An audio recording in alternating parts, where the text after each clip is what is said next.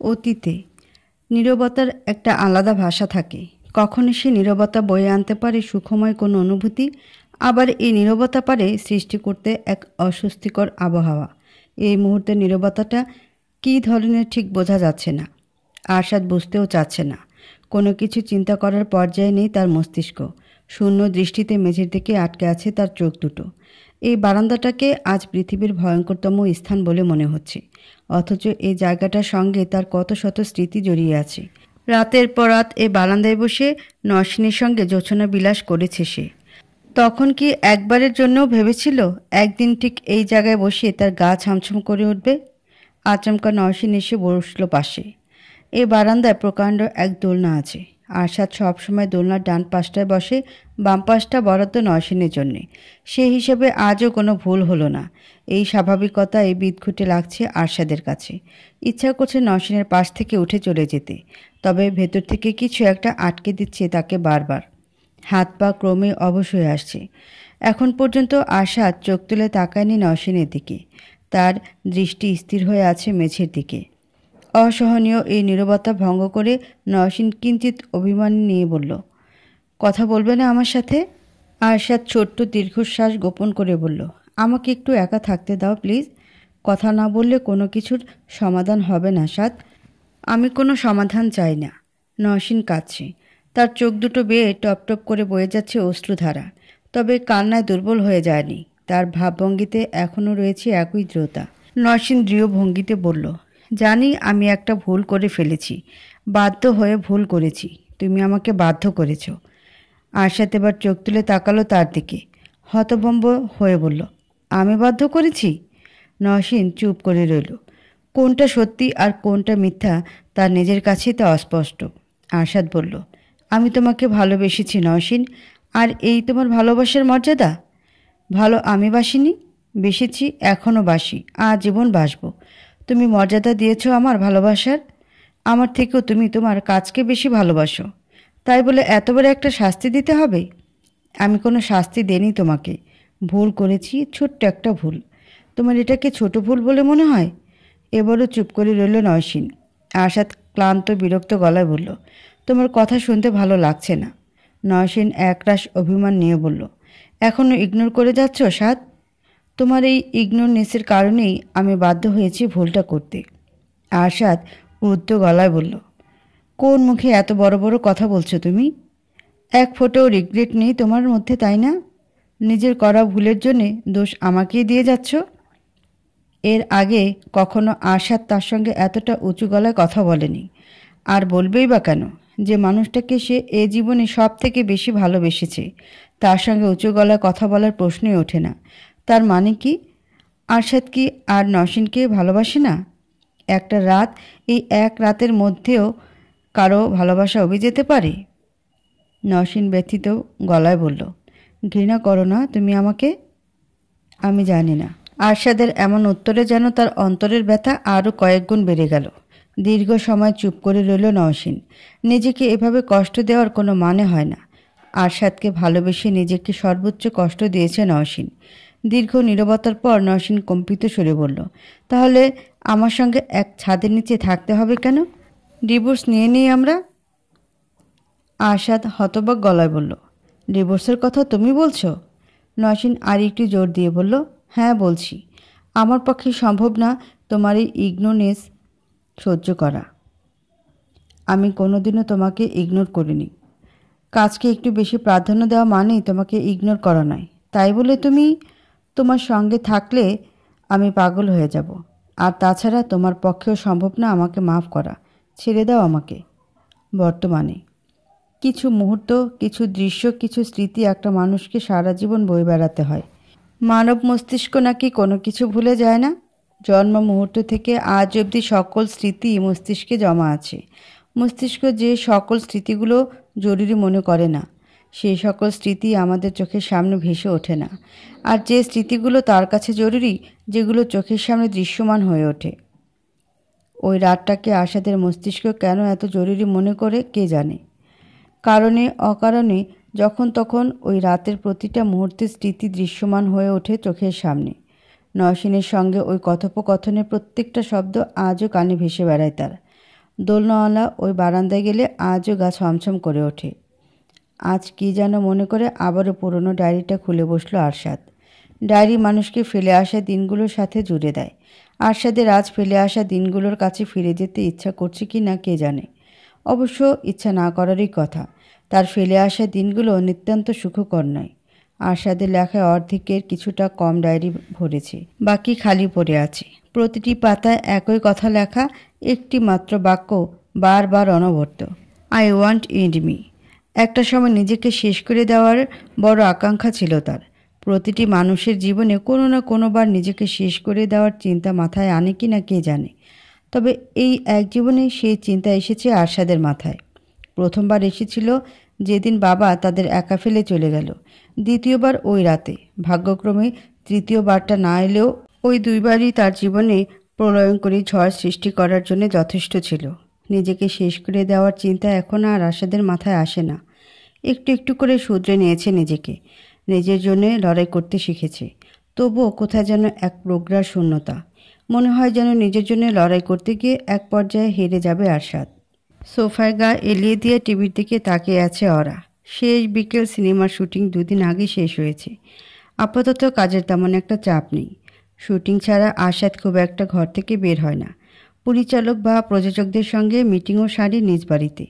ওরার কাজ শুধু মিটিংগুলো ফিক্সড করে সময়টা দুপক্ষকে জানানো। এই কাজ ঘরে বসেও করা যায়। ওরা বিরক্ত দৃষ্টিতে টিভি স্ক্রিনের নিচ দিয়ে বয়ে যাওয়া খবরগুলো পড়ছে। এমন নয় যে বিশ্বের কোথায় কী হচ্ছে তা নিয়ে সে খুব চিন্তিত। কথার কিছু নেই বলে খবরগুলো পড়া। সীমা বাড়িতে নেই। থাকলে ওর সঙ্গে গল্পগুজব করে সময়টা পার করে দেওয়া যেত। পড়াশোনাও করার নেই। সেমিস্টার শেষ হয়ে গেছে। নতুন সেমিস্টার শুরু হতে এখনও ঢের বাকি। হঠাৎ ফোনে রিংটোন বেজে উঠল। বিরক্তিতে ওরা সমস্ত শরীর জ্বলে উঠেছে। এখন আবার কে ফোন করলো কে জানে।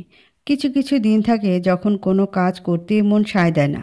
ইচ্ছা করে কেবল একরাশ আলসেমি নিয়ে বিছানায় পড়ে থাকতে। ওরার জন্যে আজ তেমনি একটা দিন। মোবাইল স্ক্রিনে ভেসে ওঠা নামটা দেখে ওরার বিরক্তি আরও কয়েকগুণ বেড়ে গেল। ফোন করেছে তুফান। তুফান আরশাদের বডিগার্ড। আরশাদের সঙ্গে সম্পর্কযুক্ত কারোর সাথে আজ কথা বলতে ইচ্ছা করছে না। কাজ করতে করতে বেচারি ক্লান্ত। একটা দিনও সে কাজ ছাড়া কাটাতে পারবে না। হাজার বিরক্তি সত্ত্বেও ফোনটা রিসিভ করলো ওরা। অপর প্রান্ত থেকে তুফান ব্যস্ত গলায় বলল, ওরা আপা, স্যার কোথায় জানেন? ওরা বিরক্ত গলায় বলল, সেটা তো তোমার জানার কথা তুফান। তুমি স্যারের বডিগার্ড, আমি না। স্যারের আজকে কোথায় থাকার কথা? আমি কি করে বলবো কোথায় থাকার কথা? আজ কোনো মিটিং রাখিনি। স্যারের তো বাড়িতেই থাকার কথা। কেন, কি হয়েছে? তুফান উদ্বিগ্ন গলায় বলল, দেখেন তো অবস্থা। স্যার সেই দুপুরবেলা গাড়ি নিয়ে বের হয়েছেন। আমাদের কাউকে সাথে নেননি। একাই ড্রাইভ করে চলে গেলেন। চিন্তা হয় না বলেন?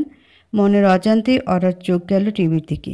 টিভি স্ক্রিনের নিচের দিকে ভেসে উঠেছে আজকের তারিখ। কি সর্বনাশ! আজ 13 তারিখ। আজকের কথা ওরা একেবারে ভুলে গিয়েছিল। আতঙ্কে তার হাত পা ঠান্ডা হয়ে আসছে।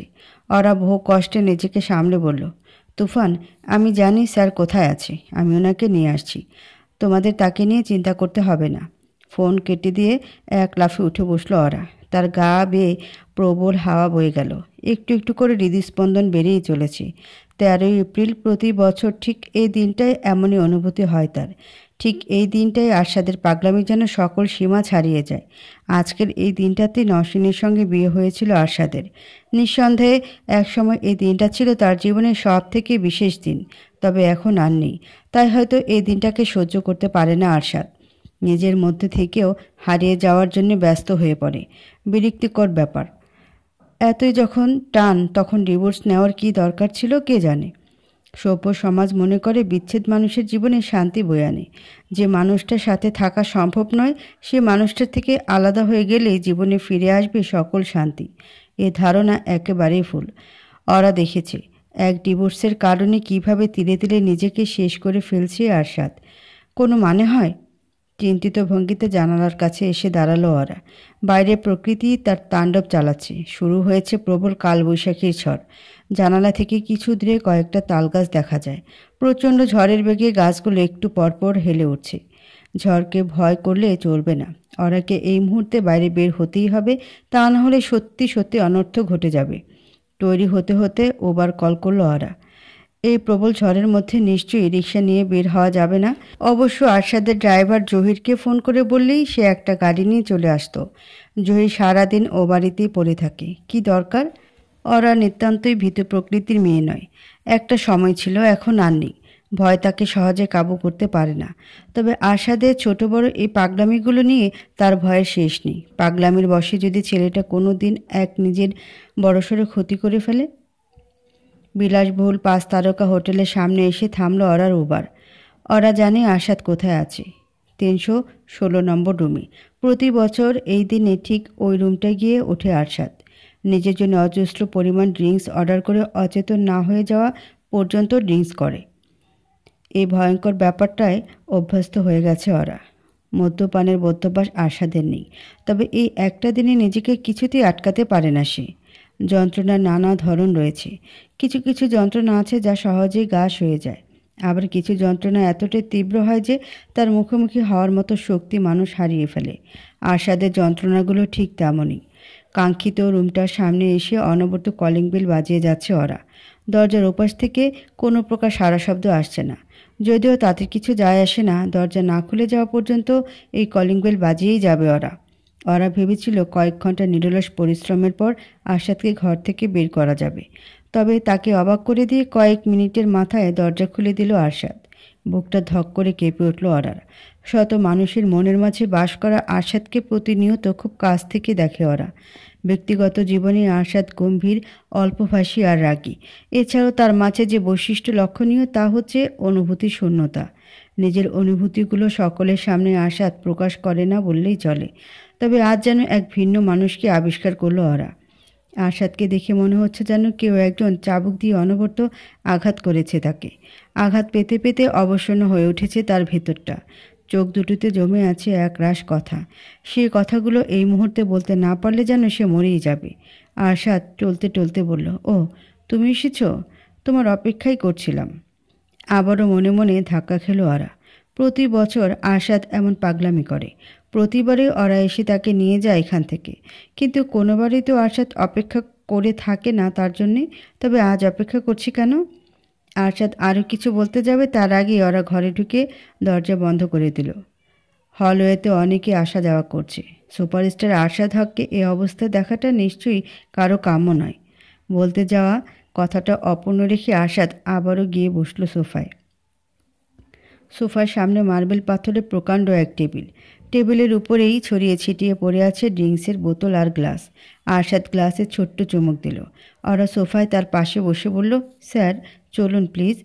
আরশাদ ঘোর লাগা কণ্ঠে বলল, কোথায় যাব? আপনার বাড়িতে। প্লিজ স্যার, অনেক হয়েছে, এবার ফিরে চলুন। আরশাদ তাচ্ছিল্যের হাসি হেসে বলল, আমি কোথাও যাব না ওরা, তুমি চলে যাও। আজ সারা রাত আমি এখানে থাকবো। যতক্ষণ পর্যন্ত অজ্ঞান না হই ততক্ষণ ড্রিঙ্ক করব। তুমি যাও। আপনাকে যেতে হবে স্যার। এত ড্রিঙ্ক করলে আপনার শরীর খারাপ হবে। হোক কি, তাতে তোমার কি? ছোট্ট দীর্ঘশ্বাস গোপন করে ওরা ক্লান্ত গলায় বলল, কেন এমন করছেন স্যার? কেন শুধু শুধু নিজেকে কষ্ট দিচ্ছেন? শুধু শুধু? ছোট্ট এই শব্দটুকু যেন ঘুরপাক খাচ্ছে আরশাদের মস্তিষ্কে। ফেলে আসা দিনগুলো ঝড়ের গতিতে বয়ে গেল তার চোখের সামনে দিয়ে। তুমি আমাকে চেনোই না ওরা। আমি কোনো কিছু শুধু শুধু করি না। ফিরে চলুন প্লিজ। ওরার কথা শেষ হওয়ার আগে আরশাদ অন্যমনস্ক গলায় বলল, কথা ফোন করেছিল তোমাকে? জি স্যার। আরশাদ ব্যস্ত গলায় বলল, কি বলেছে? কবে ওর ফ্লাইট? ওরা শুকনো ঢোক গিলে বলল, আগামী মাসের 3 তারিখ। কয়েক মুহূর্তে স্তব্ধ হয়ে বসে রইল আরশাদ। বাস্তবতার জগতের সাথে যেন তার কোনো পরিচয় নেই। তার একমাত্র বসবাস ঘোরের জগতে। গ্লাসটা আবারও হাতে নিয়ে এক চুমুকে সবটা ড্রিঙ্ক শেষ করে ফেলল আরশাদ। বোতলটা হাতে নিল পুনরায় গ্লাস ভর্তি করার উদ্দেশ্যে। ওরা উদ্বিগ্ন গলায় বলল, স্যার প্লিজ নিজেকে সামলানোর চেষ্টা করুন। কয়েক মুহূর্ত চুপ করে থেকে আরশাদ বলল, কেউ একজন তোমার কাছ থেকে একটা একটা করে তোমার সব প্রিয় জিনিস কেড়ে নিলে কি করতে তুমি? পারতে নিজেকে সামলাতে? ওরা এক দৃষ্টিতে তাকিয়ে রইল আরশাদের দিকে। তার চিরচেনা স্যারকে আজ বড্ড অচেনা লাগছে। আরশাদের তৃপ্ত কণ্ঠস্বরে আজ মিশে আছে বিচিত্র এক ব্যথা। গভীর মনোযোগ দিয়ে গ্লাসটার দিকে তাকিয়ে থেকে আরশাদ বলল, সবার ধারণা আমি ক্যারেক্টারলেস। অন্য এক নায়িকার সাথে আমার অ্যাফেয়ার ছিল।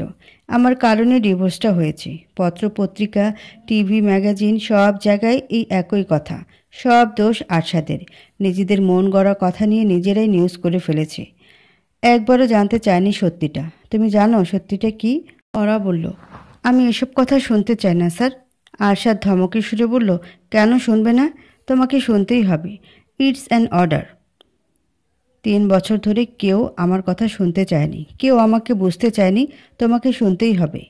আপনার রেস্ট দরকার স্যার। আরশাদ ব্যর্থ স্বরে বলল, আমার কিছু যায় আসে না কে কী বলল, কে কী ভাবলো। I don't care. মানুষ যদি চায় মন গড়া গল্পে বিশ্বাস করতে, আমি তো আর পারবো না তাদের ফেরাতে। আমার সব চিন্তা কথাকে নিয়ে। মেয়েটা এখন না হয় কিছু বোঝে না, কিন্তু একটা সময় তো বড় হবে, পৃথিবীটাকে বুঝতে শিখবে। এইসব নিউজ কি তখন ওর চোখ এড়িয়ে যাবে? কখনোই না। কথা দেখবে আর নিজের বাবাকে চরিত্রহীন ভাববে, ঘৃণা করবে আমাকে। ওরা বিড়বিড় করে বলল, না স্যার। অবশ্যই হ্যাঁ। বাবা মায়ের মধ্যে কেউ একজন চরিত্রহীন হলে সন্তানের জীবনটাই ধ্বংস হয়ে যায়, যেমনটা আমার হয়েছে। কথা আমাকে চরিত্রহীন ভাববে আর মনে মনে কষ্ট পেয়ে শেষ হয়ে যাবে। বাবা হয়ে মেয়েকে এই কষ্টের মুখে ঠেলে দিতে যাচ্ছি আমি। দেশের সব থেকে বড় সুপারস্টার আরশাদ হক নিজের জীবনের সব থেকে বড় লুজার। আরশাদের মুখ থেকে এসব কথা শুনতে চাইছে না ওরা। আরশাদকে এতটা কষ্ট দেখে কেঁপে উঠছে তার সমস্ত শরীর। কোনো এক জাদুর বলে নিমেষেই এ মানুষটার সকল কষ্ট দূর হয়ে গেলে ভালো হতো। একটা মানুষ নিতান্তই অনুভূতিহীন হতে পারে না। অনুভূতি ছাড়া আবার মানুষ হয় নাকি? ওরা জানতো আরশাদ নির্ঘাত মনে মনে অতি গোপনে কোনো অনুভূতি পুষে বেড়াচ্ছে। তবে সেই অনুভূতি যে এতটা প্রগাঢ় কে জানতো? আরশাদের ভয়টা অগ্রাহ্য করার মতো নয়। নিজের মেয়েকে সে জীবনের থেকেও বেশি ভালোবাসে। আসলে যদি ওই মিথ্যে বানোয়াট খবরগুলো বিষিয়ে দেয় কথার শুভ্র মনটাকে, বাবার দিক থেকে যদি মুখ ফিরিয়ে নেয় মেয়েটা, আরশাদ কি পারবে তা সহ্য করতে? মেঝের দিকে একদৃষ্টিতে তাকিয়ে থেকে আরশাদ বলল, আমার সারা জীবনে আমি ওই একটা মানুষকে ভালোবেসেছি। আমার কি মনে হয় জানো ওরা, ভালোবাসার ক্ষেত্রে জোরাজুরি করতে হয় না। ভাগ্যে লেখা থাকলে ভালোবাসার মানুষটা এমনিতেই নিজের হয়ে যায়, আর লেখা না থাকলে কোনোদিনই তাকে নিজের করে পাওয়া যায় না। আমার জীবনটা বড়ই অদ্ভুত। একটা মানুষকে ভালোবাসলাম, তাকে পেয়েও গেলাম, পেয়েও হারিয়ে ফেললাম। তার মানে কি আমার ভালোবাসা মিথ্যা ছিল? আপনার রেস্ট দরকার স্যার। এসব কথা না হয় অন্য আরেকদিন শোনা যাবে। এখন চলুন প্লিজ। আরশাদ আতকে উঠিয়ে বলল, না তুমি শোনো। ওরা চুপ করে রইল। আরশাদকে এভাবে দেখতে তার মোটেই ভালো লাগছে না। ইচ্ছা করছে ছুটে পালিয়ে যেতে। তবুও ওরা বসে রইল, কম্পিত দৃষ্টিতে তাকিয়ে রইল তার স্যারের দিকে। আরশাদের এই মুহূর্তে এমন কাউকে দরকার যে তার মনে জমে থাকা কথাগুলো শুনবে। মনের সবথেকে গভীর স্তরে যত্ন করে পুষে রাখা গোপন কথাগুলো শোনানোর জন্য আরশাদ হয়তো একমাত্র তাকেই ভরসা করতে পারছে। আরশাদ তাচ্ছিলের হাসি হেসে বলল, আমার একটাই দোষ, আমি একটু বেশিই কাজ করি। ফ্যামিলিকে বিন্দু মাত্র সময় না দিয়ে সবটুকু সময় আমার কাজকে দিই। এই দোষের সর্বোচ্চ শাস্তি কি হতে পারে ওরা? তুমি হলে কি শাস্তি দিতে? ওরা থেমে থেমে বলল, এটা তো কোনো দোষ না স্যার। এটা দোষ, অনেক বড় দোষ। তুমি বুঝবে না। এই দোষের কারণেই তো সবটা হারালাম। জীবনটা ভালোই চলছিল জানো। একের পর এক হিট দিয়ে যাচ্ছি। প্রতি সপ্তাহে নতুন নতুন সিনেমায় সাইন করছি। কথা একটু একটু করে বড় হচ্ছে। ওর মা আমার পাশে আছে। জীবনে এতটা খুশি আমি কখনোই ছিলাম না।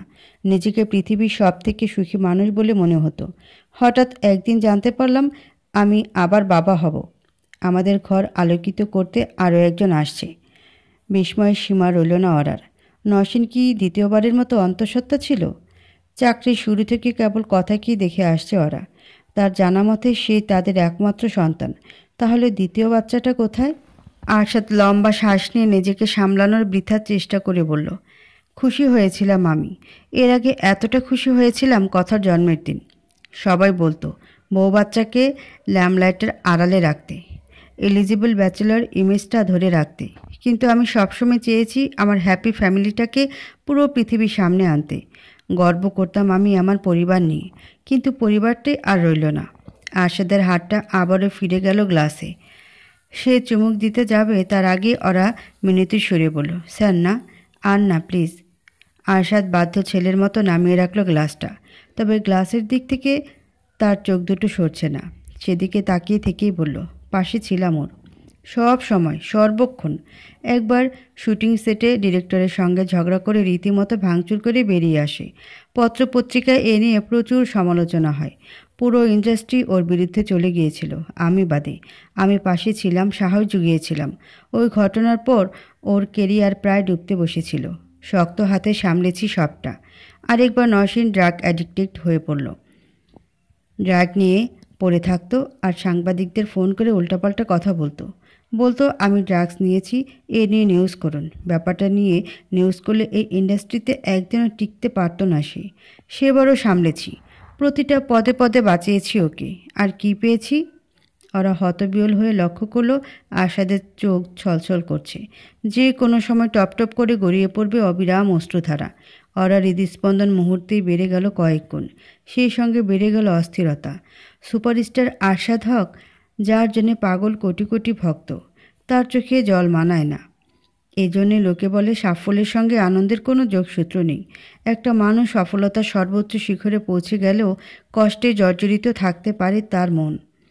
চোখের জল মোছার কোনো প্রকার উদ্বেগ না নিয়ে আরশাদ আবারও বলতে লাগলো, ওই রাতে একটা ফোন এলো আননোন নম্বর থেকে। তুমি জানো আমি আননোন নম্বর রিসিভ করি না। সেদিন কি মনে করে করলাম কে জানে। না করলে বোধহয় ভালো হতো। দীর্ঘশ্বাস ফেলে আরশাদ বলল, ফোন করেছে একটা লোক, ভারী কণ্ঠস্বর তার। নামটা কি জানো? অনেকটা সময় নিয়ে নাম মনে করার চেষ্টা করলো আরশাদ। মনে পড়তে বলল কবির। নিজেকে নওশীনের খালাতো ভাই বলে পরিচয় দিল। ওর বেশিরভাগ আত্মীয় স্বজনদের আমি চিনি না, তাই অবাক হইনি। লোকটা কথার মধ্যে একরাশ ভদ্রতা। ভদ্রভাবে কথা বলল পুরোটা সময়। শেষে বলল, আপনার স্ত্রীর পেটে যে বাচ্চাটা আছে সে আমার। তাকে নিজের বলে পরিচয় দেবেন না প্লিজ। নওশীন যেন আমার সন্তানের কোনো ক্ষতি না করে। নির্বাক বনে গেল ওরা। নিজের কানকে বিশ্বাস করতে তার কষ্ট হচ্ছে। নওশীন এই কাজ করেছে? কি করে সম্ভব? তার মতো ভালো মেয়ে আর দ্বিতীয়টি নেই। আর সে নওশীনই কিনা? আশা দৃঢ় গলায় বলল, বিশ্বাস করিনি আমি, একেবারেই বিশ্বাস করিনি যে মানুষটাকে আমি নিজের থেকে বেশি ভালোবাসি তার উপরে এতটুকু বিশ্বাস আমার আছে। প্রথমে ভেবেছিলাম লোকটা মজা করছে, পরে দেখলাম কবির তার কথায় অনড়। প্রমাণ চাইলাম, পেয়েও গেলাম। দাঁড়াও, এখনও সব রেখে দিয়েছি, কিছুই ডিলিট করিনি। আরশাদ ব্যস্ত হয়ে পড়ল পকেট থেকে তার ফোনটা বের করতে। ওরা আতকে উঠে বলল, স্যার থাক না এসব, আমি দেখতে চাই না। কেন দেখবে না? এই ছবিগুলো দেখে আমি প্রতিনিয়ত ভেতরে ভেতরে শেষ হয়ে যাই। তবুও দেখি, বারবার দেখি। তুমি একবার দেখতে পারবে না কেন? ফোন ঘেটে অনেকটা সময় নিয়ে কি যেন খুঁজল আরশাদ। কাঙ্ক্ষিত জিনিসটা পেয়ে যাওয়ার সঙ্গে সঙ্গে ফোন ধরিয়ে দিল ওরার হাতে।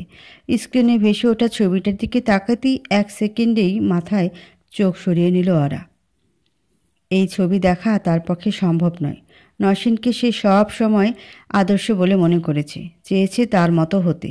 নিজের আদর্শকে তার আদর্শ হারিয়ে পরপুরুষের গায়ে ঢলে পড়ার দৃশ্য দেখা ওরার জন্য কষ্টকর। কিছু জিনিস কখনো জানতে নেই। আরশাদ এবং নওশীনের এই ডিভোর্স নিয়ে তার কৌতূহলের কমতি ছিল না।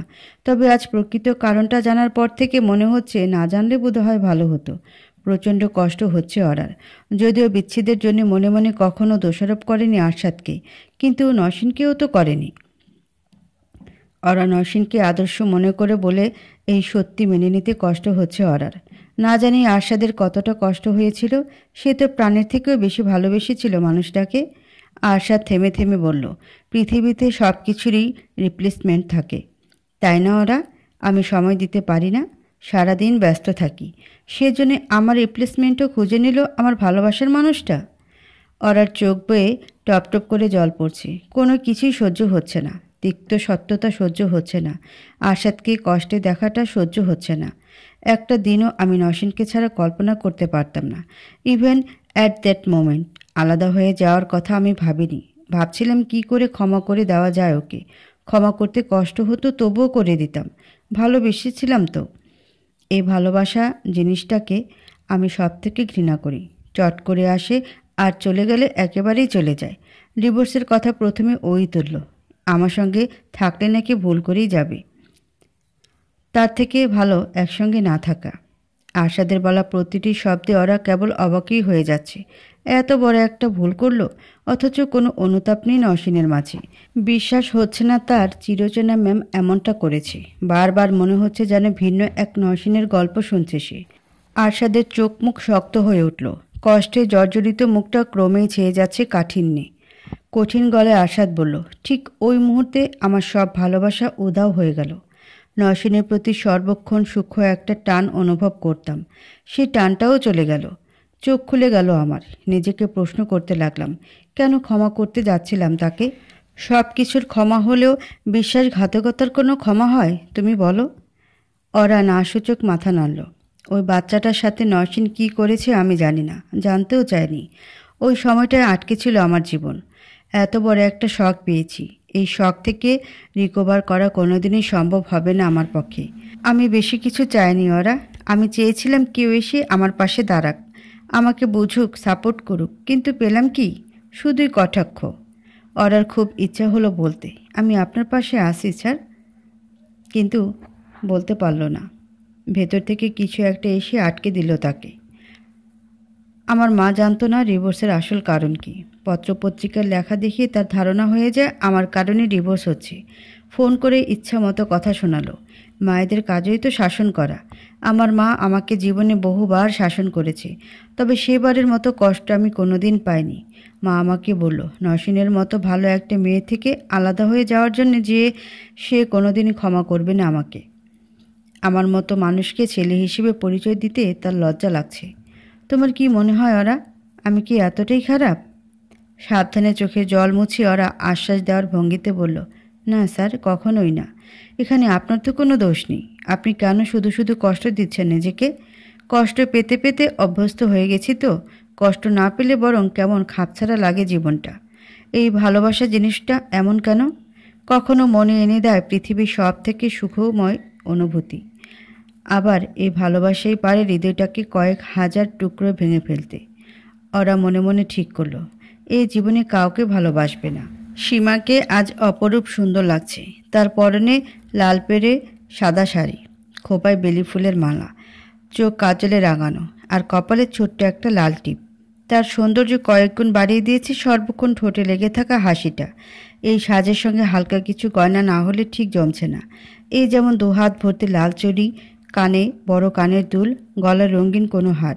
সীমার আলমারিতে একরাশ গয়নাগাটি পড়ে আছে, কিন্তু কাঙ্ক্ষিত গয়নাগুলো খুঁজে পাচ্ছে না। বিরক্তিতে তার গা জ্বলে যাচ্ছে। ওরা বিছানার উপর বসে হাই তুলতে তুলতে বলল, লাল শাড়ির সঙ্গে লাল চুড়ি পরতে হবে এমন কোনো কথা আছে? হাতের কাছে যা আছে তাই পরে যা। সীমা চুড়ি খুঁজতে খুঁজতে ভ্রু কুঁচকে বলল, তুই ফ্যাশনের কি বুঝিস রে? এত বড় মেয়ে মানুষ হয়েছিস, অথচ আজ পর্যন্ত একটু সাজগোজ করতে দেখলাম না। মিনিট কয়েকের মাঝেই সীমা খুঁজে পেল তার কাঙ্ক্ষিত সকল গয়না। গয়নাগুলো পরে আয়নার সামনে এসে দাঁড়ালো। ওরা মুগ্ধ দৃষ্টিতে তাকিয়ে আছে তার বান্ধবীর দিকে। এই মেয়েটাকে প্রকৃতি একটু বেশি সুন্দর করে পাঠিয়েছে। সীমা আঁচল ঠিক করতে করতে বলল, তুই সত্যি যাবি না? ওরা শুকনো গলায় বলল, না রে, মন ভালো নেই। সীমা আয়নার দিক থেকে চোখ দুটো না সরিয়ে বলল, মন খারাপ করার কি আছে? আমি তো আগে বলেছিলাম ওই মেয়ের নির্ঘাত কোনো দোষ আছে। না হলে আরশিদের মতো সোনার টুকরো একটা ছেলের থেকে কেউ আলাদা হয়ে যায়? কাল রাত থেকে আরশাদ আর নওশিনের ডিভোর্সের প্রকৃত কারণ জানার পর থেকে সীমা রাগে ফুঁসছে। নেহায়েত ভার্সিটির বর্ষবরণ উৎসবে যেতে হবে বলে মুখে একটা কৃত্রিম হাসি ধরে রেখেছে। মনে মনে তার রাগ সকল সীমানা অতিক্রম করে গেছে। সীমা ঝাঁঝালো কণ্ঠে বলল, একে তো আরশাদের উপর চিট করলো, তার উপরে আবার অন্য একজনের বাচ্চাকে আরশাদের বলেও চালিয়ে দেওয়ার চেষ্টা করলো। ছি, আমার বিশ্বাস হয় না জানিস। তুই না ছবি দেখেছিস? ওরা বিভ্রান্ত গলায় বলল, দেখেছি, কিন্তু মানুষটাকে তো 4 বছর ধরে দেখছি। একটা ভালো মানুষের ছবি কল্পনা করলে যা পাওয়া যায় ম্যাম, ঠিক তাই। সবসময় হাসি মুখে কথা বলবে, কখনো উঁচু গলায় কথা বলবে না। ভুল করলে সুন্দরভাবে বুঝিয়ে বলবে। আর সে মানুষটাই কি না? আচরণ দিয়ে মানুষের অন্তরটা বিচার করা ঠিক না ওরা। সেভাবে হিসাব করলে তো আরশাদের মতো খারাপ মানুষই পৃথিবীতে নেই। স্যারের আচরণ যে খারাপ তা কিন্তু বলছি না, মাঝে মাঝে একটু রেগে যায়, এই যা। সীমা আয়নার সামনে থেকে সরে এলো। বিছানায় ওরার পাশে বসতে বসতে বলল, ফ্যান হিসেবে আরশাদের উপর খুব গর্ব হচ্ছে জানিস কেন? কারণ আরশাদ ভালো অভিনেতা হওয়ার সাথে সাথে ভালো একটা মানুষ। হুটহাট রেগে গেলেও ওর মনে কোনো মারপেচ নেই। কিন্তু এই নওশিনকে আমার এক ফোঁটাও ভরসা নেই। দেখবি ভবিষ্যতেও ওই মেয়ে আশাদের জীবনে ঝামেলা করবে। ওরা বিশ্বাসের সাথে বলল, ধুর কী যে বলিস। সীমা আক্ষেপের সাথে তেজি গলায় বলল, আমার কোনো কথাই দেখি তোর বিশ্বাস হয় না। নওশিনের মনে মনে বিশাল প্যাচ। কিছুদিন আগে ইন্টারভিউতে এসে কি করেছে জানিস? কাঁদো কাঁদো গলায় বলেছে, ডিভোর্স হয়েছে তো কি হয়েছে, সন্তানের মা হিসেবে কি আমি সম্মান পেতে পারি না? সবই পাবলিকের সিম্প্যাথি পাওয়ার ধান্দা। আরে বাবা, আশাদ তোকে সন্তানের মা হিসেবে সম্মান করে বলেই তোর কুকর্ম কেউ জানে না। ডিভোর্সের পর আশাদকে নিয়ে কত আজে বাজে কথা লেখা হয়েছে, সে নিয়ে বেচারা আজও কষ্ট পায়। দেশের সব থেকে বড় সুপারস্টারও কেন শুধু শুধু মিথ্যা অপবাদ বয়ে বেড়াতে যাবে? চাইলেই পারত ওর আসল চেহারাটা সবার সামনে তুলে ধরতে, করেনি, কারণ নওশিন ওর বাচ্চার মা। তুই এত রেগে যাচ্ছিস কেন? তো কি করব, রাগে আমার রক্ত টকবক করছে। একে তো চিট করলি, নিজে সেদে সেদে ডিভোর্স নিলি, তারপরে আবার যার ওপর চিট করলি তাকেই ব্যবহার করে পাবলিকের সিম্পেথি নেওয়ার চেষ্টা করবি। আমি তোকে বলে দিলাম ওরা, এই নওশিনকে যদি কোনোদিন সামনে পাই, ওর একটা হাড়ও আস্ত রাখবো না আমি। মনে মনে দীর্ঘশ্বাস ফেলে ওরা বলল, হয়েছে হয়েছে, এই কথাটা আবার মানুষকে বলে বেড়াবি না কিন্তু। আমার তো ইচ্ছা করছে টিভির ইন্টারভিউতে গিয়ে ওর মুখোশ টেনে ছিঁড়ে ফেলতে। সীমার পাগলামিতে ওরার হাসি পেয়ে গেল। হাসিটা ঠোঁটে ধরে রেখেই বলল, আচ্ছা, মানুষ বিশ্বাস করবে তোর কথা? আমি তো কথার কথা বললাম, কিন্তু আশাদের এতটাও ভালো মানুষ হওয়া উচিত নয়। নওশিন যদি বেশি বাড়াবাড়ি করে, ওর উচিত এই সত্যিটা ফাঁস করে দেওয়া। সীমা বেরিয়ে যাওয়ার সঙ্গে সঙ্গে অরার মনে হলো বিরাট বোকামি হয়ে গেছে। সীমার সঙ্গে বর্ষবরণ উৎসবে গেলেই ভালো হতো। আজকের এই দিনে শুধু শুধু বাড়িতে বসে আলসেমি যাপন করার কোনো মানে হয় না। পহেলা বৈশাখ বাঙালির প্রাণের উৎসব। এই দিনটা সকলের মন আনন্দের দোল খেলে বেড়ায়। অবশ্য অরা এক্ষেত্রে ব্যতিক্রম। বিশেষ বিশেষ দিনগুলোতে তার মনে আনন্দ উসখুস করে না। যে মানুষ জীবনে অজস্র কষ্ট আর যন্ত্রণা পেরিয়ে আসে, বিশেষ দিন উদযাপনের জন্য মন কেঁদে ওঠে না। উদযাপনের লোভে নয়, ওরা ঘর থেকে বের হতে চাচ্ছে নিজের থেকে পালানোর উদ্দেশ্যে, মনটাকে ব্যস্ত রাখার উদ্দেশ্যে। কাল রাত থেকে মনের মাঝে বিচিত্র এক অস্থিরতা কাজ করে যাচ্ছে। এই অস্থিরতার কোনো মাত্রা নেই, কোনো বৈশিষ্ট্য নেই। মনে হচ্ছে বুকের ওপর কেউ শক্ত একটা পাথর চেপে ধরে রেখেছে। পাথরটার কারণে স্বাভাবিকভাবে শ্বাস নেওয়াও যেন কষ্টকর হয়ে উঠেছে। ওরা ভেবে পায় না আশাদের কষ্টে তার এত কষ্ট হচ্ছে কেন, বারবার কেন ইচ্ছা করছে কোনো এক জাদুর বলে তার সমস্ত কষ্টগুলোকে এক নিমিষেই দূর করে দিতে। আশাদের মনের গভীরতম স্তরে জমে থাকা কথাগুলো যে ওরা জেনে গেছে, এ খবর কি আশাদ জানে? খুব সম্ভবত না। ড্রাঙ্ক অবস্থায় কথাবার্তার ওপরে মানুষের নিয়ন্ত্রণ থাকে না। তার উপরে আবার আশাদ মাত্রাতিরিক্ত ড্রিঙ্ক করে প্রায় অচেতন হয়েছিল। ওই অবস্থায় কাকে কী বলেছে তার নিজেরই মনে থাকার কথা নয়। স্বাভাবিক অবস্থায় যে কথাগুলো আশাদ কাউকে বলতে পারেনি, অস্বাভাবিক অবস্থায় বলে দিয়েছে ওরাকে। এই ব্যাপারটা যেন অস্বস্তি আরও বাড়িয়ে দিচ্ছে। যে কথাগুলো আজ ওরা জানে, সেগুলো তো তার জানার কথাই ছিল না। কাল বাড়ি পৌঁছে বিছানায় ঢলে পড়ে আরশাদ। ঘুম নির্ঘাত এখনও ভাঙেনি। মতিউরকে জানিয়ে রাখা হয়েছে আরশাদের ঘুম ভাঙার সঙ্গে সঙ্গে যেন ওরাকে খবর দেওয়া হয় একটা পার্টির নিমন্ত্রণ এসেছে। নববর্ষ উপলক্ষে পার্টির আয়োজন করেছে জনপ্রিয় অভিনেতা আরিয়ান আলম। আজ রাতের পার্টির নিমন্ত্রণ এসেছে আজ সকালে। এই আর নতুন কিছু নয়। সেলিব্রিটিরা হুটহাট করে পার্টির আয়োজন করে, আবার হুটহাট করে মানুষকে নিমন্ত্রণ দেয়। সাধারণত এই ধরনের নিমন্ত্রণ এলে ওরা আশাদকে জিজ্ঞেস না করে ভদ্রভাবে না বলে দেয়। বিনয়ী গলায় বলে, স্যার আজ ব্যস্ত আছেন, কিন্তু আপনার পার্টিতে অ্যাটেন্ড করতে পারলে তিনি অনেক খুশি হতেন। কথাটা এক বিন্দুও সত্য নয়। পার্টি আশাদের একেবারেই পছন্দ নয়। তার থেকেও বেশি অপছন্দের একরাশ মানুষের মুখোমুখি হওয়া। তবে আজকের পার্টির কথা আলাদা। আরিয়ান আরশাদের অনেক ভালো বন্ধু। প্রায় একই সময়ে দুজনের আগমন ঘটে ইন্ডাস্ট্রিতে। আরশাদ মনে করে এই ইন্ডাস্ট্রিতে তার একমাত্র ভালো বন্ধু আরিয়ান, তাই তার নিমন্ত্রণ আরশাদকে না জিজ্ঞেস করে ফিরিয়ে দেওয়া যায় না। মগ ভর্তি কফি বানিয়ে জানালার কাছে এসে বসলো ওরা। কাল সারা রাত কী ভয়ঙ্কর ঝড়টাই না হলো, অথচ সেই ঝড়ের কোনো রেশ নেই আজকের প্রকৃতির মাঝে। মাথার ওপর সূর্যটা ঠিকই ছড়িয়ে যাচ্ছে তার তীব্রতা। এরই মাঝে ফোনটা বেজে উঠল। স্ক্রিনে ভেসে উঠেছে মতিউরের নাম। এর মানে একটাই, আরশাদ উঠে গেছে। ওরা আর মতিউরের ফোন রিসিভ করলো না। আজ কেন জানি অযথা কথা ব্যয় করতে ইচ্ছা করছে না। ওরা সরাসরি ডায়াল করলো আরশাদের নম্বরে। কয়েকটা রিং হওয়ার পর ফোন রিসিভ করলো সে। ওরা কিছু একটা বলতে যাবে তার আগেই অপর প্রান্ত থেকে আরশাদ গম্ভীর গলায় বলল, বাসায় চলে এসো ওরা, কুইক। কোনো মানে হয়? এই ছেলেটার কাণ্ডজ্ঞান বলে কিছু নেই। না হলে কেউ সরকারি ছুটির দিনে একটা ম্যানেজারকে কাজ করতে ডাকে। যদিও এই ইন্ডাস্ট্রির কাজের ধরনের সঙ্গে কর্পোরেট অফিসের কোনো মিল নেই। অনেক সময় এমনও হয় শুক্রবার দিন শুটিং পড়ে গেছে, ওরা উদযাপন করে না তো কি হয়েছে? ছুটি কাটানোর অধিকার তো সবারই আছে। হাজার অনিচ্ছা সত্ত্বেও তৈরি হয়ে বাড়ি থেকে বেরিয়ে পড়ল ওরা। আরশাদের নির্দেশের ওপর দ্বিমত পোষণ করার সাহস বা ইচ্ছা কোনোটাই তার নেই। তার পেটের ভেতর হাজারো প্রজাপতি উড়ে বেড়াচ্ছে।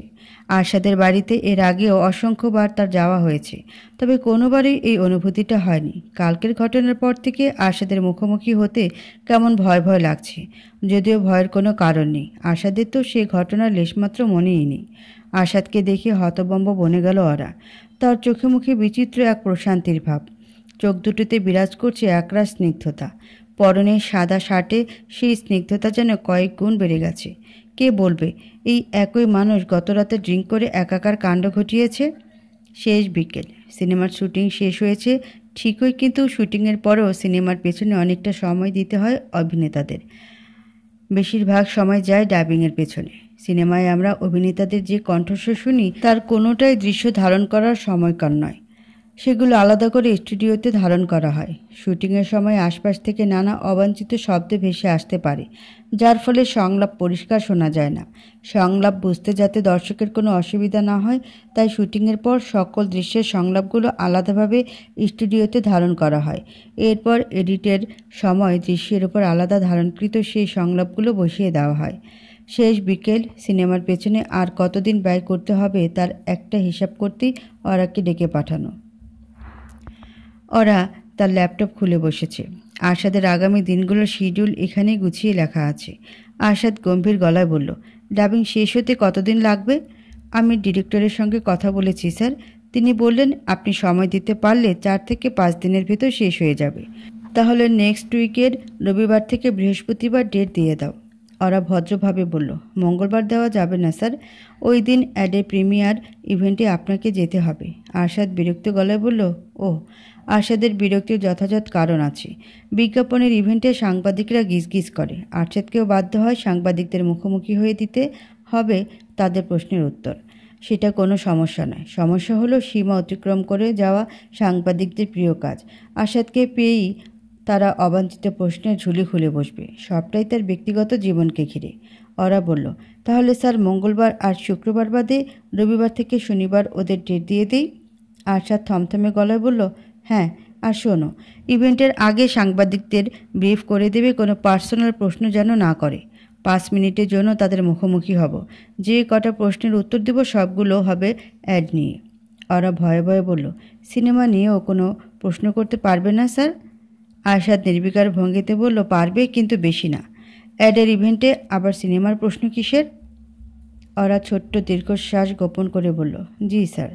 এই সিনেমার প্রমোশনের জন্য কয়দিন চেয়েছিল 15 দিন, কিন্তু আমি বলে দিয়েছি 5 দিনের বেশি দেওয়া সম্ভব নয়। 5 দিন? 5 দিন ধরে কিসের প্রমোশন করব? 3 দিনের বেশি দেওয়া যাবে না। আর কোথায় কোথায় ইন্টারভিউ দিতে যাব সেটাও আমি ঠিক করব। কোনো প্রকার প্রচার প্রচারণা না করলেও আরশাদ হকের সিনেমা সুপারহিট হবেই, এই সত্য সবার জানা। তবুও ভক্তদের কাছাকাছি থাকার উদ্দেশ্যে আরশাদ সিনেমার প্রচারে যায়। 4 বছর আগে আরশাদ প্রচারণার জন্য 15-16 দিন করে রাখত। তবে প্রতিটা নতুন সিনেমার সঙ্গে সঙ্গে সেই সংখ্যা যেন কমিয়ে যাচ্ছে। এর আগের সিনেমার প্রচারের জন্য আরশাদ সময় দিয়েছিল 5 দিন, এবার 3-এ নেমে এলো। পরের সিনেমায় কতটুকু সময় রাখবে সে? একবেলা? ওরা বলল, স্যার আরেকটা কথা। কি? আরিয়ান আলমের ফোন এসেছিল। তিনি আজ তার বাড়িতে একটা পার্টি রেখেছেন, আপনাকে ইনভাইট করছেন। ওরা মনে মনে ধমক খাওয়ার জন্য প্রস্তুতি নিয়ে রেখেছিল। ভেবেছে এই কথাটা শুনে আরশাদ নির্ঘাত প্রচণ্ড এক ধমক দিয়ে বলবে, এতদিনেও কাজ শিখতে পারলে না? কতবার বলেছে এসব পার্টি ফার্টিতে আমি যাই না। কিন্তু তাকে অবাক করে দিয়ে আরশাদ অনেকটা সময় ভেবে বলল, আমরা যাচ্ছি। ওরার গা বেয়ে শীতল স্রোত বয়ে গেল আমরা শব্দটা শুনে। তার মানে কি? ওরাকেও তার সাথে পার্টিতে যেতে হবে? কি যন্ত্রণায় পড়া গেল। সেলিব্রিটিদের পার্টিতে সেলিব্রিটিরা যাবে, শুধু শুধু ওরাকে টেনে নিয়ে যাওয়ার কি প্রয়োজন? যদিও প্রয়োজনটা খুব ভালো করে জানে ওরা। আরশাদের স্বভাব হুটহাট রেগে গিয়ে তুলকালাম কাণ্ড ঘটানো। কোনো কারণে পার্টিতে একরাশ মানুষের সামনে তুলকালাম কাণ্ড ঘটিয়ে তাকে সামলানোর মতো মানুষ একজনই আছে, ওরা। আশাদের বাড়ি থেকে আপাতত বেরিয়ে এলো ওরা। আবারও আসবে সন্ধ্যার আগে আগে। সেই সময় আশাদের গাড়িতে করে পার্টির উদ্দেশ্যে যাত্রা শুরু হবে তাদের। ওরা বুঝতে পারছে না এই মুহূর্তে কি করা উচিত। বাড়ি ফিরে যাবে? পার্টির জন্য সাজগোজ করবে? একেবারেই না। সীমা ঠিকই বলে। ওরার মতো রসকসীন মেয়ে এই পৃথিবীতে দ্বিতীয়টি নেই। সাজগোজের ঝামেলা চিরকাল সে এড়িয়ে গেছে। সাজতে গেলেই বিভ্রান্তি। এই যেমন আরিয়ান আলম আজ নববর্ষের দিনে পার্টি রেখেছে। এই পার্টিতে তার পোশাক কী হওয়া উচিত? তার কি লাল পেরে সাদা শাড়ি পরা উচিত, নাকি সেলিব্রিটিদের পার্টির উপযোগী জমকালো কোনো পোশাক পরা উচিত? বিভ্রান্তি এড়াতে ওরা সাজাই ছেড়ে দিয়েছে। এই মুহূর্তে তার পরনে হালকা মেরুন রঙের শার্ট, সাদা কোট আর নীল জিন্স। এই পোশাকে সে পার্টিতে যাবে, যা থাকে কপালে। চাকরির শুরুর দিকে ওরার ধারণা ছিল সেলিব্রিটি মানেই বিশাল দোতলা বাড়ি, বাড়ির সামনে প্রকাণ্ড সুইমিং পুল। ঠিক যেমনটা আরশাদের রয়েছে, তবে আদতে এমনটা হয় না। সেলিব্রিটিরাও সাধারণ মানুষের মতো ফ্ল্যাট বাড়িতে থাকতে পারে, যেমন আরিয়ান। যদিও তার ফ্ল্যাটটা নেহায়েত সাধারণ মানুষের মতো নয়। 5 বেডরুমের এই বিশাল ফ্ল্যাটে রয়েছে ফুটবল মাঠের সাইজের বসার ঘর। 50-60 জন অনায়াসে এই ঘরটাতে হাত পা ছড়িয়ে পার্টি করতে পারবে। এই ফ্ল্যাট আরিয়া নতুন কিনেছে, সেই জন্যই হয়তো বাড়ির সমস্ত ফার্নিচার চকচক করছে। পুরোটা বসার ঘর জুড়ে পরিচিত মুখগুলোকে দেখতে পেল ওরা। সকলে যে যার মতো কথা বলছে, ছবি তুলছে। সকলের ঠোঁটে লেগে আছে এক চিলতে হাসি আর পরনে ঝলমলে পোশাক। তবে এক নিমিষেই সকল চোখগুলো গিয়ে আবদ্ধ হলো বাড়ির মূল দরজায়। সকলের আকর্ষণের কেন্দ্রবিন্দু আরশাদ। সে প্রবেশ করার সঙ্গে সঙ্গে বাড়িতে অন্যরকম এক মোহনীয় হাওয়া বয়ে গেল। কালো পাঞ্জাবিতে আজ তাকে অতিরিক্ত হ্যান্ডসাম লাগছে। আরশাদ প্রবেশ করার সঙ্গে সঙ্গে কোথা থেকে যেন ছুটে এলো আরিয়ান। উৎসাহে উত্তেজনা জড়িয়ে ধরল তার বন্ধুকে। আরিয়ান হতবাক গলায় বলল, আমি ভাবতেই পারিনি তুই আসবি। আরশাদ ক্ষীণ হাসি ঠোঁটে নিয়ে বলল, তুই আগের মতোই রয়ে গেলি, পিওর ইডিয়েট। আমি আবার কি করলাম? পহেলা বৈশাখে কেউ পার্টি থ্রো করে? আসলে নতুন বাসায় সবাইকে ডাকা হয়নি, ভাবলাম ভালো একটা উপলক্ষ আছে, তাই আর কি। চল ওদিকে যাই। এই বাড়ির আরেক আকর্ষণ এর বারান্দা। প্রকাণ্ড এই বারান্দায় দারুণ বসার ব্যবস্থা করেছে আরিয়ান। চোখের সামনে চারিদিকে সবুজ গাছগাছালি আর মাথার উপরে খোলা আকাশ। পার্টি উপলক্ষে এ বারান্দায় আজ চমৎকার আলোকসজ্জা করা হয়েছে। আরিয়ান আরশাদকে নিয়ে বসলো বারান্দার থাকা কালো সোফাটায়। যদিও হোস্ট হিসেবে তার কর্তব্য সকল অতিথির সঙ্গে ঘুরে ঘুরে কথা বলা। এতদিন পর কাছের বন্ধুকে পেয়ে ভদ্রতা রক্ষা করার ব্যাপারটা তার মাথা থেকে উড়ে গেল। আরিয়ান বলল, তারপর কেমন চলছে? আরশাদ ঠোঁটে কৃত্রিম হাসি টেনে বলল, আমার সবসময় ভালো চলে। চলবেই তো, দেশের সব থেকে বড় সুপারস্টার বলে কথা। আরশাদ মুখ বিকৃত করে বলল, আরে ধুর, আমি ওসব কিছুই না, সেটা তো তোর মনের ভুল। আমার কথা বাদ দে, তোর কি অবস্থা বল। আমাদের অবস্থা তো 12 মাস একই থাকে। এক একটা সিনেমায় সাইন করি, 2 দিন পর নিজেকে প্রশ্ন করি, কি মনে এই জঘন্য স্ক্রিপ্টে সাইন করেছিলাম। তবুও বাধ্য হয়ে শুটিংয়ে চলে যাই। শুটিং শেষে গর্ব করে সবাইকে বলি, এই সিনেমাটা একেবারেই আলাদা, একেবারেই নতুন, যদিও কাহিনী সেই 500 বছর আগেরকার। আরিয়ানের কথায় হাসি পেয়ে গেল আরশাদের। কথাগুলো নেহায়েত মিথ্যা নয়। ক্যারিয়ারের শুরুর দিকে এমনটা আরশাদের সঙ্গেও হতো। সিনেমা রিলিজের আগের দিন মনে হতো, এমন বাজে সিনেমা আমি কি করে করলাম। এখন আর মনে হয় না। গত কয়েক বছর ধরে আরশাদ নিখুঁতভাবে স্ক্রিপ্ট বাছাই করে। আরশাদ, তুই ঠিক আছিস তো? আরশাদ সত্যের মতো করে মিথ্যা বলল, হ্যাঁ, ঠিক থাকবো না কেন? কারণ তুই বদলে গেছিস। একটা সময় ছিল প্রতি মাসে আমাদের দেখা হতো। অন্যান্য বন্ধুদের সাথে তোর গাজীপুরের বাংলোতে আড্ডার আসর বসতো। সেই তুই আস্তে আস্তে নিজেকে গুটিয়ে নিলি। 1 বছর পর আজ আমাদের দেখা হচ্ছে। অনেক সময় চুপ করে থেকে আরশাদ দীর্ঘশ্বাস ফেলে বলল, সোশ্যাল অ্যাংজাইটি। আরিয়ান হতবাক গলায় বলল, কি বলিস? কবে থেকে? অনেক দিন হলো। ডক্টর কি বলে? থেরাপি নিতে বলে। তুই নিসনি? আরিয়ান, আমার দম ফেলার সময় পর্যন্ত নেই, সেখানে আমি কিনা ঘন্টার পর ঘন্টা থেরাপি সেশনে গিয়ে বসে থাকবো? সোশ্যাল অ্যাংজাইটি ডিসঅর্ডারে আক্রান্ত ব্যক্তি সহজে মানুষের সঙ্গে মিশতে পারে না। অপরিচিত মানুষের সঙ্গে কথা বলার কথা চিন্তা করলেও তাদের বুক কাঁপে। আরশাদের পেশাটাই হলো নতুন নতুন মানুষের সঙ্গে মেশার। শুটিং সেটে চেনা অচেনা কত মানুষ থাকে, সবার সঙ্গে মানিয়ে যে চলতে পারে সেই সফল হয়। আরশাদ একসময় সে কাজ অনায়াসে করছিল বলে আজ সে সফল, কিন্তু এখন তার মধ্যে নতুন নতুন মানুষের সঙ্গে মেশার ধৈর্য হারিয়ে গেছে। বসার ঘরের এক কোণে চুপচাপ বসে আছে ওরা। এই আরশাদের পাল্লায় পড়ে আজ তাকে এখানে আসতে হলো। এক গাদা অচেনা মানুষের ভিড়ে নিজেকে হারিয়ে ফেলছে বেচারি। অবশ্য অচেনা বললে ভুল হবে, সকলেই চেনামুখ ইন্ডাস্ট্রির জনপ্রিয় অভিনেতা অভিনেত্রী। এরা নিজেরা নিজেদের মধ্যে কথা বলছে, কারোর সঙ্গে পরিচয় নেই বলে ওরা একা পড়ে আছে। ওরা হঠাৎ খেয়াল করলো একটা মেয়ে হাসি মুখে তার দিকে এগিয়ে আসছে। মেয়েটাকে ওরা চেনে, অভিনেত্রী আশফা খানম। দিন কয়েক আগে ওরা অবাক হয়ে খেয়াল করে তার ফেসবুকে ফ্রেন্ড রিকোয়েস্ট পাঠিয়েছে আশফা। কেন পাঠিয়েছে কে জানে। ওরা এমন তো বিখ্যাত ব্যক্তি নয় যাকে সেলিব্রিটিরা ফ্রেন্ড রিকোয়েস্ট পাঠিয়ে বেড়াবে। আশফা ওরার পাশে বসে উৎফুল্ল গলায় বলল, তুমি ওরা তাই না, আরশাদ হকের অ্যাসিস্ট্যান্ট? বিরক্তিতে গা জ্বলে গেল ওরার। অ্যাসিস্ট্যান্ট আর ম্যানেজারের মধ্যে জমিন আসমান পার্থক্য থাকা সত্ত্বেও অনেকে তাকে আরশাদের অ্যাসিস্ট্যান্ট বলেই মনে করে। ওরা ভদ্রভাবে বলল, ম্যানেজার। ও হ্যাঁ, আমি আশফা, আমি আপনাকে চিনি। আমাকে আপনি বলতে হবে না, আমরা তো প্রায় সমবয়সী, তুমি আমাকে তুমি করেই বলো। ওরা হাসি মুখে বলল, ঠিক আছে। ওরা মনে মনে এই মেয়েটার উদ্দেশ্য খুঁজে বেড়াতে ব্যস্ত। আরশাদের ম্যানেজার হওয়ার সুবাদে এই কয় বছরে বহু অভিনেত্রীদের সঙ্গে কথা হয়েছে তার, কখনো এমন পার্টিতে, কখনো শুটিং শিটে।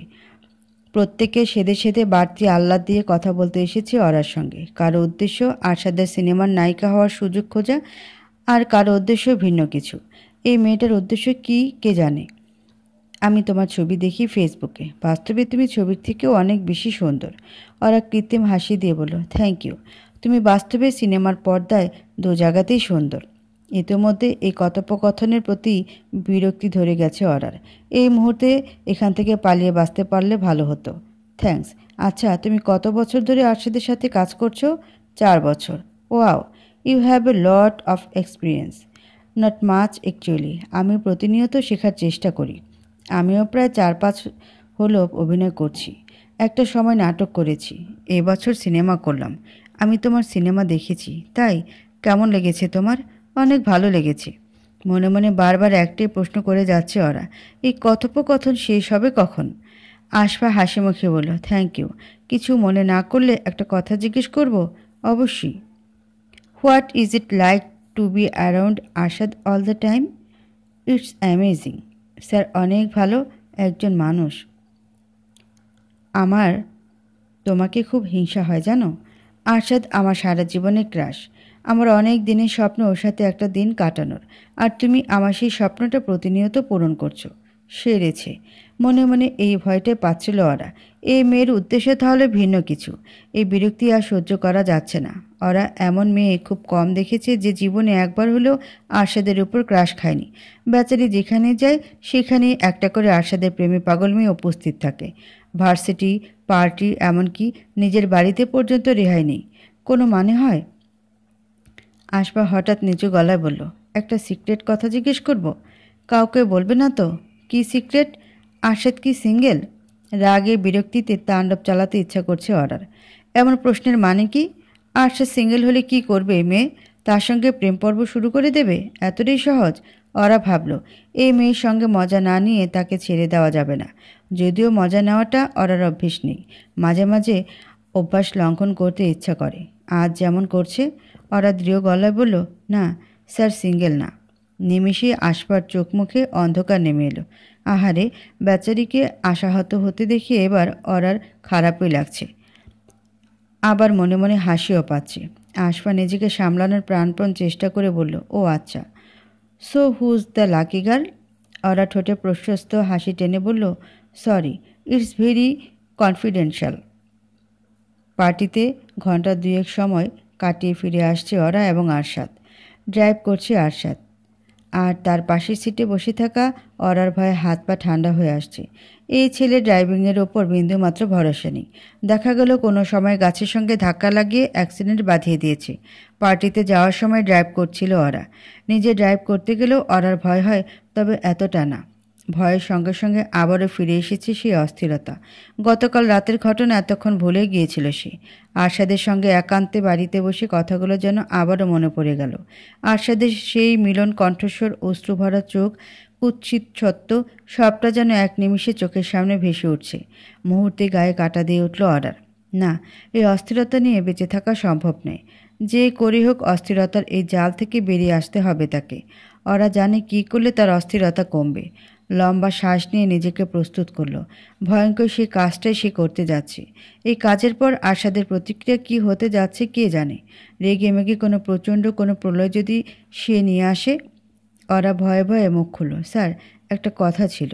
সামনের দিক থেকে চোখ না সরিয়ে আরশাদ বলল, বলো। ওরা ইতস্তত করে বলল, আপনাকে একটা বিষয় জানানোর ছিল। মনে হলো আপনাকে জানানো দরকার। আরশাদ এবার বিরক্ত গলায় বলল, হ্যাঁ বলো, এত সাসপেন্স ক্রিয়েট করার কি আছে? শুকনো ঢোক গেলে ওরা বলল, স্যার, কাল রাতে আপনি ড্রাঙ্ক ছিলেন। আমি যখন আপনাকে ফিরিয়ে আনতে যাই তখন আপনি আমাকে অনেকগুলো কথা বলেছেন।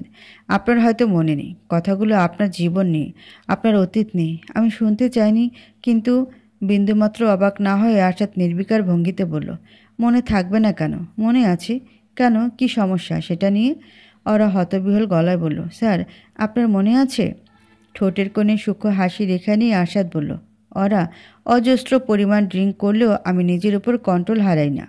তার মানে সবটাই মনে আছে আরশাদের? নিজের ওপর নিয়ন্ত্রণ হারায়নি সে? তাহলে কেন বলল নিজের সব থেকে গভীরতম গোপন কথাটা ওরাকে? ওরার বিস্ময়ের সীমা রইল না। আশা শান্ত ভঙ্গিতে বলল, বহুদিন ধরে মনের ভেতর কথাগুলো জমিয়ে রেখেছিলাম। কাল কেন জানি মনে হলো সেগুলো আর ধরে রাখতে পারছি না।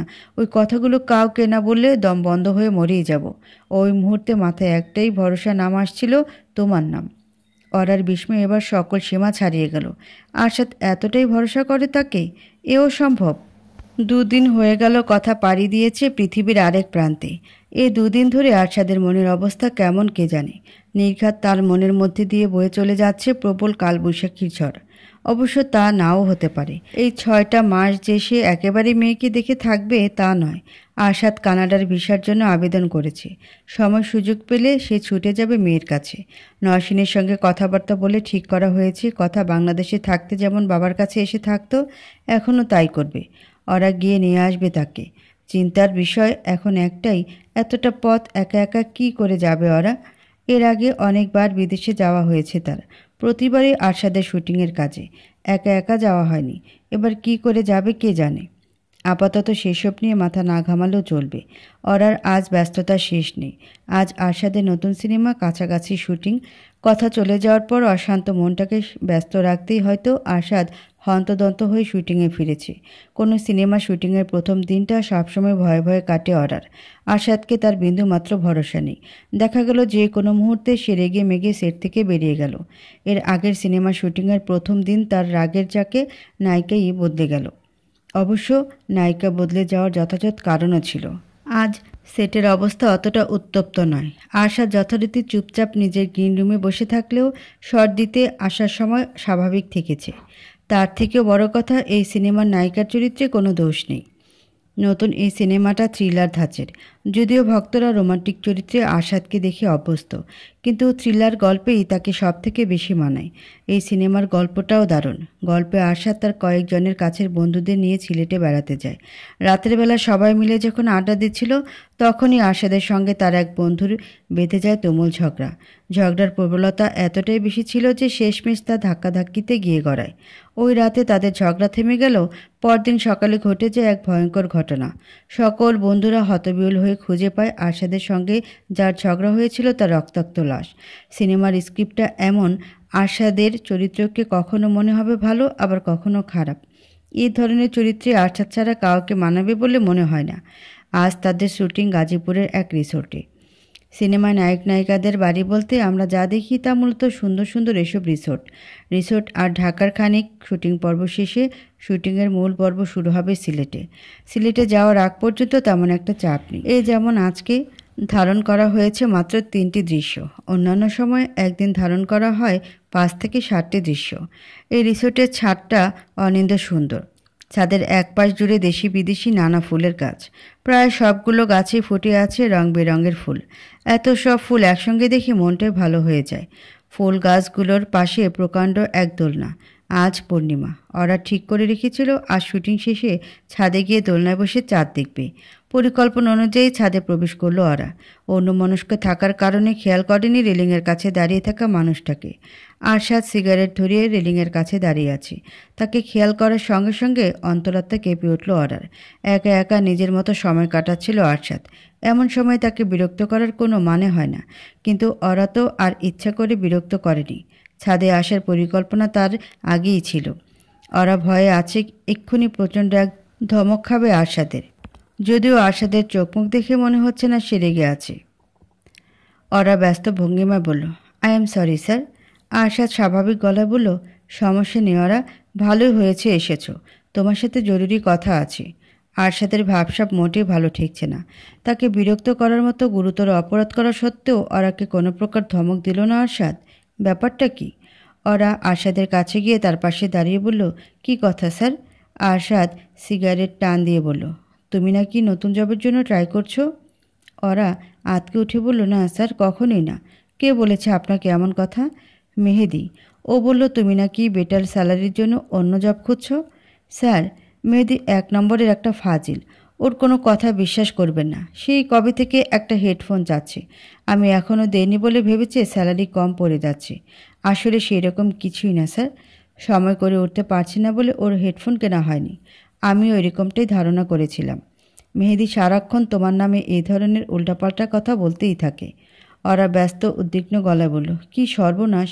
I am so sorry sir, আমি জানতামই না ও এভাবে আপনাকে বিরক্ত করে। আরশাদ শান্ত গলায় বলল, আমার তো ভালোই লাগে। তোমাদের দুজনের এই বন্ড অনেক স্পেশাল।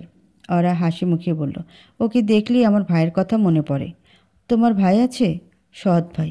ও, ওই ছোট ছোট 3 জনকে আমিই সামলাতাম। ছোটবেলা নিয়ে আমার কোনো সুখকর স্মৃতি নেই, কিন্তু যতটুকু আছে সবটাই ওদের ঘিরে।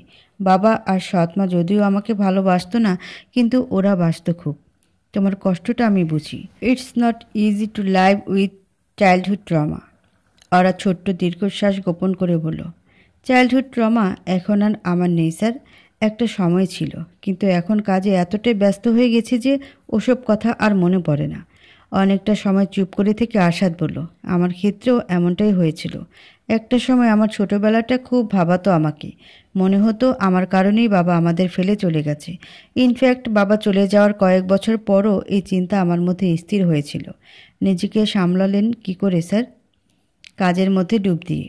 আমার জীবনের প্রথম সিনেমাটা পাওয়ার জন্য কম কষ্ট করতে হয়নি আমাকে। একটার পর একটা অডিশন দিতাম, ডিরেক্টরদের সঙ্গে দেখা করতাম। এত সব কাজের ভিড়ে ওই স্মৃতিগুলো মন থেকে একেবারেই মুছে গেছে। মন খুলে কথা বলার চেষ্টা করলেও শেষমেশ দুজনেই একটা সত্য গোপন করে গেল একে অপরের কাছ থেকে। ছোটবেলার ওই স্মৃতিগুলো এখনও একেবারে অদৃশ্য হয়ে যায়নি তাদের মন থেকে। ওরা মাঝে মধ্যে দুঃস্বপ্নে দেখে তার নতুন মা হাতের কাছে যা পাচ্ছে তাই দিয়ে অনবরত মেরে যাচ্ছে তাকে। সে হাত পা ছুঁড়ে ছুটে পালানোর চেষ্টা করছে, কিন্তু পারছে না। আরশাদের ক্ষেত্রেও তাই। সারা জীবন বাবার চলে যাওয়ার জন্য যেমন নিজেকে দোষেছে, তেমনই আজ ছোট বড় যে কোনো সমস্যায় নিজেকে দোষী মনে করে সে। এই জন্যই হয়তো ডিভোর্সের সে ভয়ানক স্মৃতিগুলো মনে পড়লে সব দোষ নিজের ঘাড়েই এনে ফেলে আরশাদ। শৈশবে মানুষের মন নরম কাদামাটির মতো থাকে। তাকে যে আকৃতি দেওয়া হোক না কেন, সে সারা জীবনের জন্য সে আকৃতি ধারণ করে। শৈশবে সেই নরম মন যদি কোনো প্রকার আঘাত পায়, তবে তাকে সারা জীবনের জন্য এই আঘাত বয়ে বেড়াতে হয়। কানাডার ঘড়িটা বাংলাদেশের থেকে 10 ঘন্টা পিছিয়ে আছে। বাংলাদেশে এখন রাত 11টার কাছাকাছি, আর ওখানে বেলা 1টা। হালকা বেগুনি রঙের জ্যাকেট গায়ে জড়িয়ে বাড়ি থেকে বেরিয়ে গেল নয়সীন। এই বাড়িটা তার বাবার করা। নয়সীনের অভিনয় জীবন নিয়ে তার আপত্তি শেষ ছিল না। আত্মীয় স্বজন বন্ধু বান্ধবের মধ্যে কেউ মেয়ের কথা জিজ্ঞেস করলেই তিনি অস্বস্তিতে পড়ে যেতেন। মনে হতো যেন এখনই মেয়ের কারণে তাকে হেয় প্রতিপন্ন হতে হবে। নওশিনের প্রতি এক প্রকার রাগ নিয়েই তিনি মেয়ের থেকে দূরে সরে যান, চলে আসেন কানাডায়। যদিও শেষমেশ বাবা মেয়ের মধ্যকার শীতলতা উবে যায়। বাবার জীবনের শেষ দিনগুলো নওশিন তার পাশেই ছিল। বাবার চলে যাওয়ার পর নওশিনের মা এই বাড়িটা নিয়ে একাই থাকেন। নওশিন যদিও অনেকবার বলেছে দেশে গিয়ে তার কাছে থাকতে, তিনি শোনেনি। এতদিন পর নওশিন কানাডায় এসেছে মূলত মায়ের সেবা করতে। বহুদিন হলো তার শরীরটা ভালো যাচ্ছে না। একটা বয়সের পর নিজের শরীর নিজের কাছেই কেমন অচেনা হয়ে ওঠে। সামান্য সর্দি কাশি হলেও সেরে উঠতে অনেক সময় লাগে। সেখানে তার মায়ের একটার পর একটা অসুস্থতা লেগেই রয়েছে। মাকে দেখতে আসার পাশাপাশি তার আগমনের আরেকটি গুরুত্বপূর্ণ উদ্দেশ্য রয়েছে। নওশীন বহুকাল পর দেখা করতে এসেছে একজনের সঙ্গে, যে মানুষটা তার জীবনে না এলে হয়তো আজ অন্য এক মোড়ে থাকতো তার জীবন। যে মানুষটার কারণেই তার জীবনে এসেছে ভয়ঙ্কর প্রলয়। কবির। কবির কানাডায় স্থায়ী হয়েছে 2 বছর হলো। নওশীনের ধারণা এক প্রকার পালিয়ে এসেছে সে। কবিরের সঙ্গে তার হিসাব নিকাশ বাকি আছে এখনও। সেই অপূর্ণ হিসাব পূরণ করার ভয়েই হয়তো পালিয়ে এসেছে সে। নওশীনও এর মাঝে আর যোগাযোগ করেনি তার সঙ্গে। যে মানুষটা তার এত বড় ক্ষতি করে দিল, তার সঙ্গে আবার যোগাযোগ কিসের? কফি শপে প্রবেশ করতেই নওশীন দেখা পেল কাঙ্ক্ষিত মানুষটার। কবিরকে এক পলক দেখেই বিষিয়ে গেল তার মনটা। মনে পড়ে গেল তার সঙ্গে কাটানো প্রতিটা মুহূর্তের কথা। নওশীন টেবিলের কাছে এগিয়ে যেতেই কবির উঠে দাঁড়িয়ে আহ্লাদি গলায় বলল, নওশীন হক, এতদিন পর তোমাকে দেখার সৌভাগ্য হলো। নওশীন কোনো জবাব দিল না তার কথার। চুপচাপ গিয়ে বসল কবিরের মুখোমুখি থাকা চেয়ারটায়। কবির বসতে বসতে কৌতূহলে গলায় বলল, আচ্ছা, ডিভোর্সের পরেও নামের সাথে হকটা রেখে দিয়েছ কেন? নওশীন কঠিন গলায় বলল, that's none of your business. Nowshin মোটেও হাসির কোনো কথা বলেনি, তবুও সশব্দে হেসে উঠল কবির। হাসি প্রখরতা এতটাই বেশি যে আশেপাশের টেবিল থেকে সকলে ঘাড় ঘুরিয়ে বিরক্ত দৃষ্টিতে তাকিয়ে আছে তার দিকে। নওশীন ভ্রুকুচকে বলল, হাসছ কেন? তুমি আসলেও তুখোর অভিনেত্রী। তোমার মতো ভালো অভিনেত্রী বাংলাদেশে দ্বিতীয়টা আছে কিনা সন্দেহ। মানে কি? তোমার ইন্টারভিউ দেখি আমি। সব সময় শাড়ি পরবে, চুলগুলো পরিপাটি করে রাখবে, ঠোঁটে সর্বক্ষণ একটা হাসি লেগে থাকবে, যাকে বলে আদর্শ ভদ্র মেয়ে। অথচ ভদ্রতার আড়ালে যে কী ভয়ঙ্কর একটা মানুষ পুষে রেখেছ তুমি, সেটা যদি কেউ জানতো। নওশীন বিরক্ত গলায় বলল, কবির দেখো, তোমার ফালতু কথা শোনার মতো সময় বা ইচ্ছা কোনোটাই আমার নেই। আমি একটা জরুরি কথা বলতে এসেছি। তাই তো দেখছি আমার প্রতি তোমার টান এখনও কমলো না। সেই টানেই তো বাংলাদেশ থেকে কানাডায় চলে এলে। নওশীন দাঁতের দাঁত চেপে বলল, তোমার সাথে আমার যা ছিল তা শুধুই একটা ভুল। কবির শীতল গলায় বলল, ভুল? তাই নাকি? কিন্তু ভুলটা করার সময় তো একবারের জন্য মনে হয়নি ভুল করছো। চুপ করো কবির, তুমি ঠিক আগের মতোই আছো নওশীন। সে একই তেজ, একই চোখ, একই ঠোঁট। তুমি একটু এবার লিমিট ক্রস করছো কবির। কবির অদ্ভুত হাসি হেসে বলল, লিমিট তো সে কবে ক্রস করেছি, ভুলে গেছো? নওশীন দীর্ঘশ্বাস ফেলে বলল, দেখো, আমি আবারও বলছি, তোমার সাথে আমার যা ছিল তা কেবলই ভুল। মানুষ ইচ্ছা করে ভুল করে না, আমিও করিনি। আচ্ছা, মানলাম। কই তোমার জরুরি কথাটা বলো শুনি। নওশীন পরিষ্কার গলায় বলল, আমি আমার স্বাদকে ফিরে পেতে চাই, যে কোনো মূল্য হোক। যেহেতু তুমি আমার সংসারটা ভেঙেছ, তাই জোড়া লাগাতে আমার তোমার হেল্প চাই। কবির কৃত্রিম হাসি হেসে কঠিন স্বরে বলল, আমি তোমার সংসার ভাঙিনি সুইট হার্ট, তুমি নিজেই নিজের সংসার ভেঙেছ। নওশীন তেজি গলায় বলল, আচ্ছা, যে কথাটা স্বাদ কোনোদিনও জানতে পারতো না, সেটা তো তোমার কারণেই জেনেছিল। আমার কাছে যা ঠিক মনে হয়েছিল আমি তাই করেছি। আফটার অল আমিও আশাদ হকের অনেক বড় ফ্যান। আমার চোখের সামনে আমার সুপারস্টারকে কেউ ঠকাবে আর আমি তাকিয়ে তাকিয়ে দেখব, তা তো হয় না। নওশীন তীক্ষ্ণ গলায় বলল, সবই তোমার বাজে কথা। তুমি চেয়েছিলে আমি যেন আমার সংসার ছেড়ে তোমার কাছে চলে যাই, তোমাকে বিয়ে করি। যখন দেখলে আমি কিছুতেই তোমাকে বিয়ে করব না, তখনই সব বলে দিলে সাতকে। তোমার যা ইচ্ছা তাই ভাবতে পারো, আমার কিছুই যায় আসে না। আমারও যায় আসে না। কাজের কথায় আসি, আমাকে ছোট্ট একটা হেল্প করে দাও। জীবনে কোনো দিন আর তোমাকে বিরক্ত করব না। কি হেল্প? তুমি আমার সাথে বাংলাদেশে ফিরে যাবে। সাতকে গিয়ে বলবে, যখন আমি তোমার সাথে ইনভলভ ছিলাম তখন আমি স্বাভাবিক ছিলাম না। I was on drugs. আর আমাকে ড্রাগ নিতে বাধ্য করেছিলে তুমি। কিছুটা সময় চুপ করে থেকে কবির অবাক গলায় বলল, আর কত একটা মানুষের ভালো মানুষই সুযোগ নেবে নওশীন? তোমার ধারণা আমি কি আরশাদের কাছে সত্যের মতো করে কতগুলো মিথ্যা কথা বলে দিলেই ও মন গলতে শুরু করবে? হয়তো করবেও। চুপ করে রইল নওশীন। কোনটা সত্যি কোনটা মিথ্যা সে নিজেও বুঝতে পারছে না। কঠিন সত্যির মুখোমুখি হওয়ার সাহস নেই বলেই হয়তো সব সময় মিথ্যাকে আপন করে নিয়েছে সে। খালার কাছে শুনেছি তুমি নাকি আকবরী ডিভোর্সের কথা বলেছ। তাহলে এখন আবার এক হতে চাইছো কেন? নওশীন বলল, ওই সময় আমার মাথা কাজ করছিল না। ভেবেছিলাম সাতকে আমার একটু স্পেস দেওয়া দরকার। কিন্তু আমার মন থেকে ওর নাম কখনোই মুছে যায়নি। আমি আজও ওকে প্রথম দিনের মতো ভালোবাসি। ভালোবাসার মানুষকে স্পেস দিতে হলে ডিভোর্স নিতে হয় নাকি? আমার ধারণা তুমি কোনোদিন তাকে ভালোই বাসনি। আশার তোমার সিঁড়ি, যে সিঁড়ি ব্যবহার করে তুমি কেরিয়ারে উপরে উঠতে চাও, তাই না? তুমি কি আমাকে হেল্পটা করবে? কবির নির্বিকার ভঙ্গিতে বলল, আমার বাচ্চা নষ্ট করে আবার আমারই হেল্প পাবার আশা কী করে করো তুমি? আমি তোমাকে এর আগেও বলেছি, বাচ্চাটা আমি নষ্ট করিনি, আমার মিসক্যারেজ হয়েছিল। তোমার একটা কথাও আমি বিশ্বাস করি না নওশীন হক। সারা জীবন তুমি কেবল নিজের স্বার্থের কথা ভেবে গেছো। অন্য কাউকে খুঁজে নাও যে তোমাকে হেল্প করতে পারবে, যদিও আশাদকে তুমি এ জীবনে ফিরে পাবে না।